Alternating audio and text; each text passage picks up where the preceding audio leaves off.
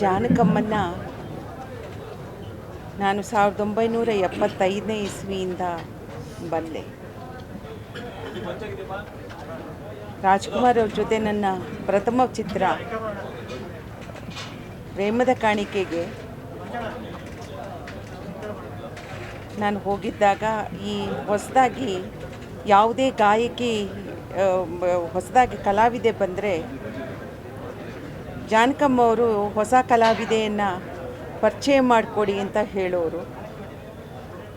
ಆಗೆಲ್ಲ live orchestra ಇತ್ತು.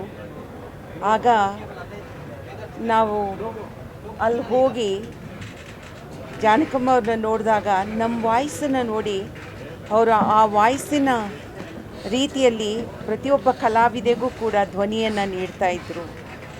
ಅವರಲ್ಲಿ ಇರುವಷ್ಟು ವೈವಿಧ್ಯತೆ ನಾವು ಇನ್ಯಾರಲ್ಲೂ ಕಾಣೋಕ್ಕೆ ಸಾಧ್ಯವಿಲ್ಲ. ಅತ್ಯಂತ ಸರಳ. ಬಹುಶಃ ಭಾರತೀಯ ಚಿತ್ರರಂಗದಲ್ಲಿ ಇಷ್ಟು ದೊಡ್ಡ ರೆಕಾರ್ಡ್ ಮಾಡಿರ್ತಕ್ಕಂಥವರು ಬಹಳ ವಿರಳ ಅಂತ ನನಗನ್ಸುತ್ತೆ. ಕನಿಷ್ಠ 20 ಭಾಷೆಗಳಲ್ಲಿ 48,000 ಹಾಡು ಹೇಳೋದು ಅಂದರೆ ಅಷ್ಟು ಸುಲಭದ ಮಾತಲ್ಲ. ಅಂಥ ಶ್ರೇಷ್ಠ ಗಾನ ಕೋಗಿಲೆ ಇವತ್ತು ನಮ್ಮನ್ನೆಲ್ಲ ಬಿಟ್ಟು ಅಗಲಿದ್ದಾರೆ. ನಿಜಕ್ಕೂ ಭಾರತೀಯ ಚಿತ್ರರಂಗಕ್ಕೆ ಇದು ಬಹಳ ದೊಡ್ಡ ನೋವು. ಆದರೆ ಕನ್ನಡ ಚಿತ್ರರಂಗಕ್ಕಂತೂ ನಿಜವಾಗ್ಲೂ ಆ ಜಾಗನ ಬರೆಸಲಿಕ್ಕೆ ಸಾಧ್ಯವೇ ಇಲ್ಲ.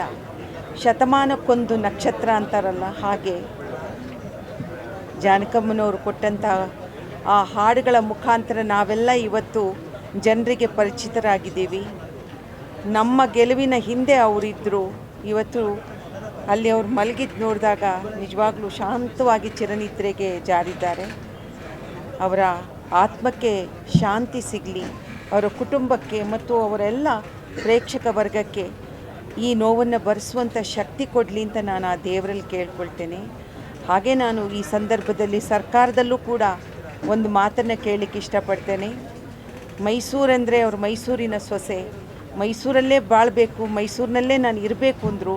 ಅವರು ಇಲ್ಲೇ ತನ್ನ ಉಸಿರನ್ನು ಕೂಡ ಬಿಟ್ಟರು.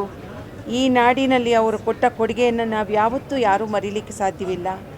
ಮೈಸೂರು ವಿಶ್ವವಿದ್ಯಾಲಯದಲ್ಲಿ ಸಂಗೀತದ ಒಂದು ಅಧ್ಯಯನ ಪೀಠವನ್ನು ತೆಗಿಬೇಕು ಅಂತ ನಾನು ಸರ್ಕಾರದಲ್ಲಿ ಬೇಡ್ಕೋತೇನೆ.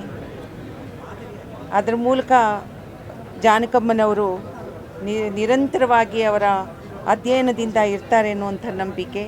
ಇದಿಷ್ಟನ್ನು ಹೇಳಲಿಕ್ಕೆ ಇಷ್ಟಪಡ್ತೇನೆ. ನಮಸ್ಕಾರ ಮೇಡಮ್.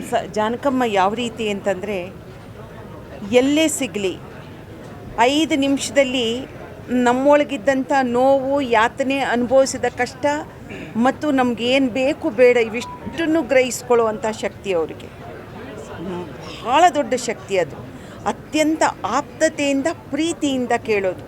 ನನಗೀಗಲೂ ನೋವಾಗೋದು, ನಾನು ಕಳ್ಕೊಂಡಿರೋದು ಯಾವುದು ಅಂತಂದರೆ, ನನಗೆ ಅವರನ್ನು ನಾನು ನಮ್ಮ ಮೀಸೆ ಸೀನಿನ ರಾಜ್ಕುಮಾರ್ ಅವರ ಬಾಮೈದವ್ರಿಗೆ ಫೋನ್ ಮಾಡಿದ್ದೆ. ಅಣ್ಣ, ನಾನು ಜಾನಕಮ್ಮನ ನೋಡೋಕ್ಕೆ ಬರಬೇಕು, ನಾನೆಲ್ಲ ಅರೇಂಜ್ ಮಾಡ್ತೀನಿ ಬಾಮ್ಮ ಅಂದರು.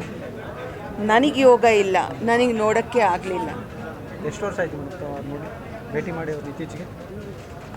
ಅವ್ರದ್ದು ಇಲ್ಲಿ ಮೈಸೂರಿನಲ್ಲಿ ಒಂದು ಸಾಂಗ್ ಇದಾಗಿತ್ತಲ್ಲ, ಅವರ ಹಾಡುಗಳು.